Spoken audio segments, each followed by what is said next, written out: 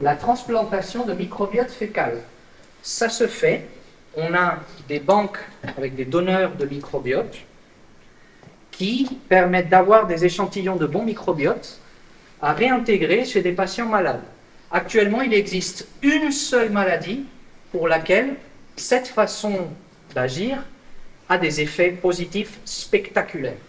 C'est la seule façon de guérir cette maladie. C'est une infection par une bactérie qui s'appelle Clostridioides difficile. Vous voyez dans son nom qu'il y a difficile. Parce qu'en fait, c'est une bactérie dont on ne peut pas se débarrasser facilement. C'est une bactérie qui résiste quasiment à tout, aux antibiotiques même. C'est-à-dire, si on donne des antibiotiques, c'est pire, parce qu'on tue tous les bons microbes, et le seul qui résiste, c'est ce microbe-là qui est vraiment difficile.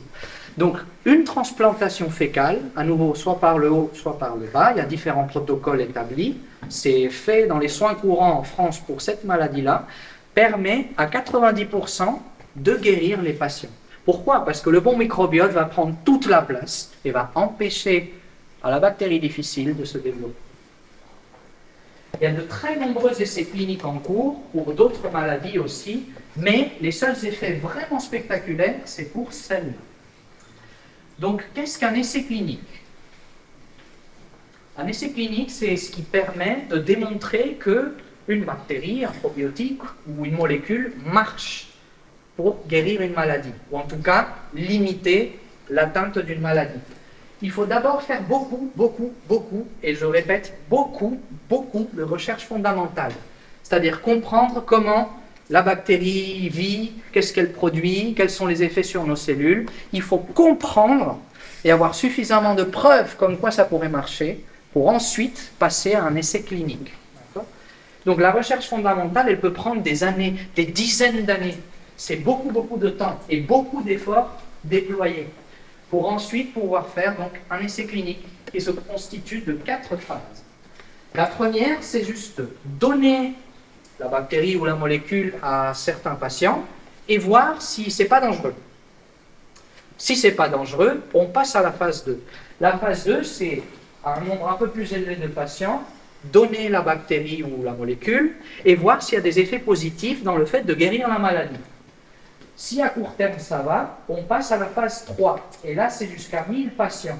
Et là, on fait vraiment une analyse très poussée de voir la balance bénéfice-risque finalement. Est-ce qu'il y a suffisamment d'effets positifs ou pas, etc. Si ça se passe bien, on passe à la phase 4. Donc, si la bactérie ou la molécule est bien tolérée, qu'il y a des effets positifs qui se répètent suffisamment chez pas mal de patients, on peut la commercialiser. Et la phase 4, elle peut durer indéfiniment. C'est ce qu'on appelle la pharmacovigilance. C'est pour voir si, à un moment donné, il y a des effets secondaires indésirables qui apparaîtraient ou pas. Elle est active tout le temps. C'est-à-dire que dès qu'il y a quelque chose qui n'irait pas, ces effets sont signalés. Il y a des protocoles définis, des sites web qui permettent de les renseigner et qui permettent justement de savoir s'il faut corriger le médicament ou pas. Donc, quand un essai clinique se fait, la démarche scientifique vous oblige à faire un certain nombre de choses, c'est-à-dire à tester l'effet du traitement, certes, mais comparer à quelque chose qui n'est pas le traitement. C'est ce qu'on appelle un placebo. Il faut toujours comparer la molécule ou la bactérie que vous donnez à une autre molécule ou une autre bactérie qui n'est pas celle qui est censée marcher. Parce qu'il faut que les conditions soient les mêmes dans vos expériences pour pouvoir vraiment avoir qu'une seule différence dans vos deux conditions. L'élément qui va permettre de soigner. Et donc ceci se fait, comme vous le voyez ici, en double aveugle. Qui est-ce qui est aveugle là? En fait, c'est le médecin qui est aveugle, il ne sait pas quel cachet il donne au malade, et le malade, il est aveugle, il ne sait pas quel cachet il prend.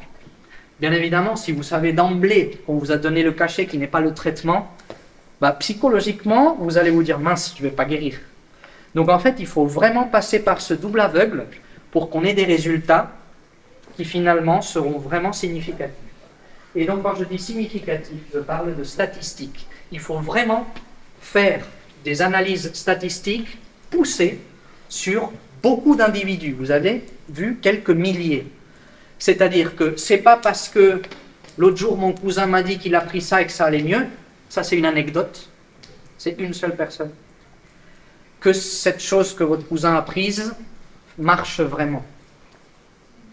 Il faut vraiment faire des études où on donne spécifiquement la molécule ou la bactérie, où on fait ça chez énormément de gens, et où mathématiquement, statistiquement, on peut conclure finalement, ah bah dans ce cas, 90% des gens sont guéris, alors qu'avec le placebo, là où il n'y a pas le traitement, à peine 20% sont guéris. Ça, c'est vraiment une donnée scientifique solide qui permet de dire si un traitement marche ou pas.